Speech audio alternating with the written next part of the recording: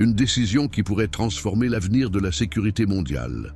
Le Canada vient de rompre un contrat historique de 20 milliards de dollars avec les États-Unis. Ces derniers jours, le gouvernement canadien a pris une position sans précédent. Rejeter une alliance stratégique avec les États-Unis dans un contexte de tensions politiques et économiques. Ce qui semblait être un partenariat solide est aujourd'hui au bord de l'effondrement. Le Canada a décidé de suivre une voie audacieuse, en recherchant des alternatives en Europe et en Asie. Des experts en la matière, tels que le Dr Arthur Green, spécialiste de la défense et de la géopolitique, alertent sur la gravité de la situation. Le Canada fait un pas historique et risqué, affirme-t-il. Il ne s'agit pas seulement de sous-marins. Il s'agit de garantir que le pays ait le contrôle total de sa capacité à se défendre, sans dépendre d'un allié qui est déjà confronté à une série de problèmes internes et externes. La décision du gouvernement canadien ne peut être ignorée. Dans un contexte où le changement climatique ouvre de nouvelles routes maritimes et où la concurrence pour les ressources dans l'Arctique s'intensifie, le Canada sait qu'il doit se préparer à un avenir incertain. Le pays exploite actuellement une flotte de sous-marins Victoria, achetée d'occasion à la Royal Navy britannique il y a plus de 2 décennies. Mais ces sous-marins, qui ont été acquis comme solution temporaire, sont confrontés à de sérieux problèmes de maintenance et de disponibilité. Dans de nombreux cas, un seul navire est en service. Aujourd'hui, le Canada prévoit d'investir 60 milliards de dollars canadiens, soit 43 milliards et demi de dollars américains, pour construire une nouvelle flotte de sous-marins. Une mesure qui vise à renforcer sa présence dans l'Arctique et à garantir sa sécurité loin des pressions des puissances étrangères. Cependant, la réaction de Washington ne s'est pas fait attendre. Le président Donald Trump n'a pas ménagé ses critiques, accusant le Canada de trahir les États-Unis et d'affaiblir l'alliance de défense de l'OTAN. Pour l'administration américaine, la décision canadienne nuit à l'industrie de la défense des États-Unis et met en péril la sécurité nationale. La réponse du Premier ministre canadien, Mark Carney, a été directe et assertive. Nous prenons une décision qui garantit notre indépendance et notre capacité à protéger ce qui nous appartient sans dépendre des puissances étrangères. C'est dans ce contexte de transformation stratégique que le Canada cherche désormais à se construire un avenir dans lequel il aura le contrôle total de ses capacités de défense, sans être à la merci des volontés politiques de ses alliés. L'impact d'une décision historique commence à se faire sentir dans la vie quotidienne des Canadiens. Ce qui semblait être un changement stratégique dans les hautes sphères du pouvoir se répercute désormais sur le quotidien de milliers de citoyens ordinaires. À Ottawa, au cours des 6 derniers mois, les prix des denrées alimentaires de base ont explosé.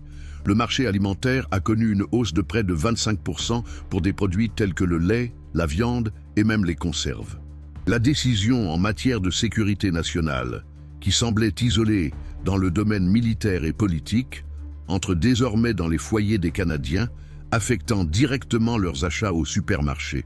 La hausse de l'inflation, alimentée par des droits de douane élevés sur les produits de défense et l'instabilité du marché des armes, commence à avoir un impact sur la vie des familles.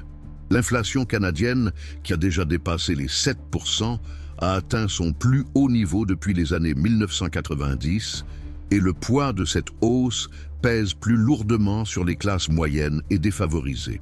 L'économiste Ross McKittrick de l'Université de Guelph affirme « Ce qui a commencé comme une décision stratégique est aujourd'hui un effondrement de secteurs fondamentaux de l'économie canadienne. » Nous parlons d'une crise qui, au départ, semblait limitée au domaine militaire, mais qui touche désormais les finances de chaque Canadien.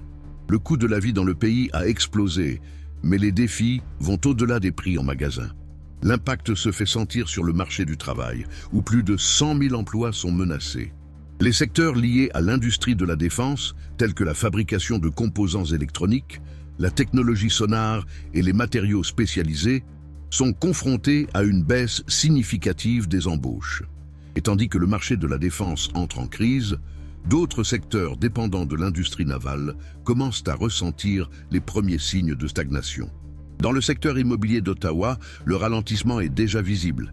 Les prix de l'immobilier ont chuté d'environ 15% au cours des 3 derniers mois, avec une augmentation de l'offre de propriétés qui ne parviennent pas à se vendre. Pour les familles, cela signifie moins d'emplois, des salaires plus bas, un accès réduit au marché immobilier et un avenir incertain.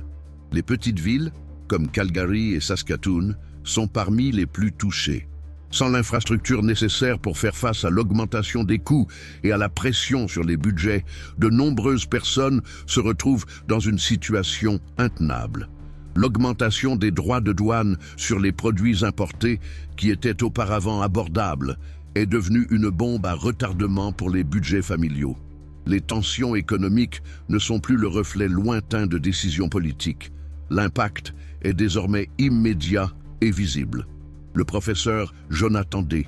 Ostry, spécialiste en économie, met en garde: nous assistons au début d'une crise économique qui va bien au-delà de l'industrie de la défense. L'augmentation des droits de douane, les pertes d'emplois, l'instabilité du marché immobilier et le ralentissement de la construction ne sont que les premiers signes d'une tempête économique qui pourrait affecter les générations futures. Le Canada est au bord d'une crise plus profonde. La pression sur le marché financier est palpable.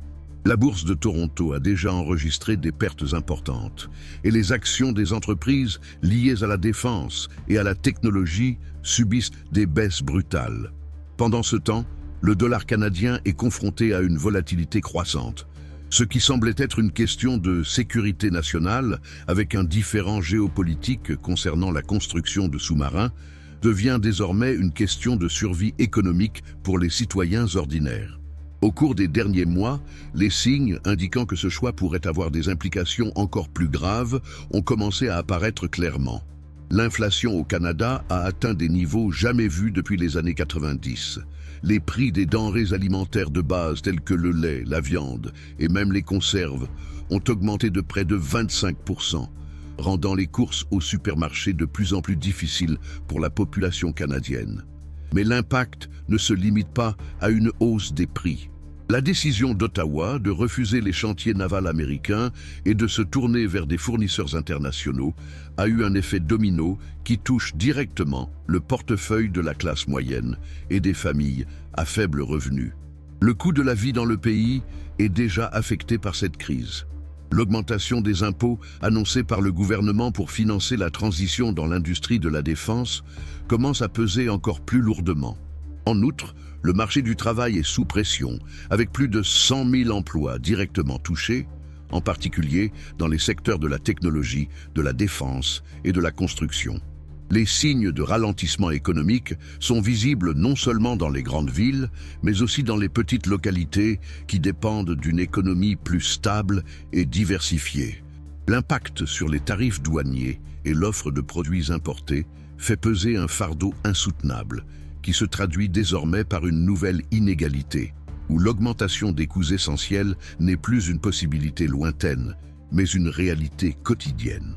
Pendant ce temps, dans les rues d'Ottawa et d'autres grandes villes, la population ressent déjà le poids de l'incertitude politique. Le gouvernement de Donald Trump ne s'est pas contenté d'affecter les finances nationales, mais a également commencé à exercer une pression de plus en plus forte sur les alliés du Canada. Fin mai, les États-Unis ont annoncé un ensemble de droits de douane supplémentaires sur une gamme de produits canadiens portant un coup direct à l'agriculture, à l'industrie technologique et au commerce en général. Ce qui avait commencé comme un différend sur la construction de sous-marins s'est rapidement transformé en une crise de confiance entre les alliés. Dans des discours chargés de tensions, Trump a été clair. Soit le Canada se soumet aux intérêts américains, soit il devra faire face aux conséquences d'un isolement économique et politique. Nous parlons d'une crise au sein de la plus grande alliance militaire au monde, a déclaré le président américain. Le Canada met en péril l'unité de l'OTAN. Soit nous revenons sur la bonne voie, soit nous devrons en subir les conséquences. Le marché immobilier, l'un des piliers de l'économie canadienne, subit déjà les effets du ralentissement. À Ottawa, les prix de l'immobilier ont chuté d'environ 15% au cours des 3 derniers mois, et un nombre croissant de propriétés ne parviennent pas à se vendre. Pendant ce temps, la classe moyenne se trouve plus que jamais sous pression. Avec la hausse de l'inflation et l'incertitude économique, de nombreuses familles ne savent plus si elles pourront maintenir leur niveau de vie. Dans ce contexte, le Premier ministre Mark Carney fait face à une pression croissante. La politique étrangère du Canada, qui jusqu'à présent recherchait l'équilibre et la diplomatie, est remise en question au niveau national. Ce qui semblait auparavant être une lutte pour l'autonomie se traduit désormais par une crise d'identité nationale. Céder pourrait signifier perdre la crédibilité d'une génération d'alliés, mais insister sur sa ligne dure pourrait contraindre le pays à un avenir d'isolationnisme et d'alliances fragmentées. La crise n'affecte pas seulement l'économie intérieure du Canada, elle se répercute également sur les marchés mondiaux. Le prix du pétrole, crucial pour l'économie canadienne, a déjà commencé à augmenter, tandis que les négociations sur le gaz naturel et les minéraux essentiels à la défense et à l'énergie mondiale commencent à être affectées. Le Canada, autrefois considéré comme une puissance stable, se trouve désormais dans une situation où le coût du maintien de ses opérations pourrait dépasser ce qu'il peut supporter. L'avenir du pays, sa souveraineté et son rôle sur la scène mondiale sont en jeu. Alors que les conséquences de la décision du Canada de rompre avec les États-Unis continuent de se faire sentir, le pays, autrefois considéré comme un exemple de stabilité et de force diplomatique, se trouve désormais plongé dans une crise économique et politique qui promet de durer de nombreuses années. Les prix des produits essentiels, tels que les denrées alimentaires et les carburants, ont explosé et le marché immobilier s'est effondré. Avec la perte de milliers d'emplois, en particulier dans les secteurs de la défense et de la technologie, le Canada, qui jouissait autrefois d'une économie robuste, se trouve désormais dans une spirale descendante. Le pays est confronté à un ralentissement catastrophique dans des secteurs vitaux tels que la défense, et la situation ne fait qu'empirer avec le temps. Le coût de la vie a explosé, ce qui affecte directement la population canadienne. La hausse de l'inflation, qui a déjà dépassé les 7%, a mis encore plus de pression sur la classe moyenne et les citoyens à faible revenu, obligeant beaucoup d'entre eux à repenser leurs priorités quotidiennes.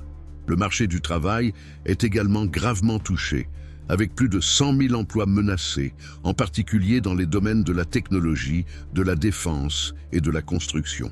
L'impact de cette crise ne se limite pas aux grandes villes. Les petites localités qui dépendent d'une économie plus diversifiée et plus stable ressentent également les effets de ce ralentissement. De plus, la décision d'Ottawa de se tourner vers des fournisseurs internationaux en rejetant les chantiers navals américains a eu un effet domino qui affecte désormais la vie quotidienne de millions de Canadiens. L'augmentation des droits de douane sur les produits importés, combinée à l'incertitude politique croissante, a créé une pression insoutenable pour de nombreuses familles. Le prix des produits essentiels, tels que les denrées alimentaires, est devenu une préoccupation constante, rendant la vie encore plus difficile pour ceux qui sont déjà confrontés à des difficultés économiques. Pendant ce temps, les tensions politiques internes s'intensifient. Le gouvernement américain, dirigé par Donald Trump, a réagi avec hostilité à la décision du Canada en imposant des droits de douane supplémentaires sur une large gamme de produits canadiens, affectant directement des secteurs tels que l'agriculture et la technologie. Ce qui a commencé comme un différend sur la construction de sous-marins s'est rapidement transformé en une crise de confiance entre les alliés de l'Organisation du Traité de l'Atlantique Nord, le Royaume-Uni et la France, prenant déjà leur distance avec Ottawa et se rapprochant davantage de Washington. Dans un contexte d'incertitude croissante, le Premier ministre Mark Carney continue d'affirmer que la souveraineté du Canada doit être prioritaire, quels que soient les défis économiques ou les conséquences politiques. Dans ses récents discours, M. Carney a réitéré sa détermination à poursuivre dans la voie choisie, malgré les nombreux obstacles qui se dressent chaque jour. Cependant, cette position de plus en plus intransigeante commence à ressembler moins à une démonstration de force qu'à un effort désespéré pour maintenir l'apparence du contrôle face à une crise qui s'aggrave. Les experts avertissent que si le Canada continue sur cette voie, les conséquences pour les générations futures seront dévastatrices. Le pays risque de ne jamais retrouver son statut de puissance économique stable et le niveau de vie de la population pourrait ne plus jamais être le même. La perte de crédibilité internationale, en particulier auprès de ses alliés les plus proches, place le Canada dans une position vulnérable sur la scène mondiale. Ce qui semblait être une lutte pour l'autonomie s'est maintenant transformé en une crise existentielle pour le Canada. Le défi de garantir la souveraineté nationale a donné lieu à une guerre économique et politique dont les conséquences pourraient redéfinir la position du pays dans le monde. La grande question est de savoir jusqu'où le Canada est prêt à aller pour maintenir son indépendance et si le sacrifice exigé est vraiment viable à long terme. Alors que le pays se dirige vers un avenir de plus en plus imprévisible, les répercussions de ces décisions commencent déjà à affecter non seulement le commerce mondial, mais aussi les alliances internationales et, surtout, la vie de millions de citoyens canadiens. L'enjeu n'est pas seulement l'autonomie nationale, mais la survie économique et politique même du pays. L'avenir du Canada est à la croisée des chemins. À mesure que la situation évolue, l'impact de cette décision historique s'étend au-delà des frontières, des marchés et des vies. Le pays est désormais confronté à une grande inconnue quant à ce que l'avenir lui réserve. Ce que nous savons avec certitude, c'est que les prochaines décisions seront cruciales pour déterminer le destin du Canada et de ses générations futures. Si vous vous intéressez à l'avenir du Canada et souhaitez suivre de près les développements de cette histoire, abonnez-vous à notre chaîne, aimez cette vidéo et partagez vos réflexions dans les commentaires ci-dessous. Nous voulons savoir ce que vous pensez de ce qui nous attend. Merci de nous accompagner dans cette aventure et à bientôt pour plus d'analyses et de mise à jour. À bientôt.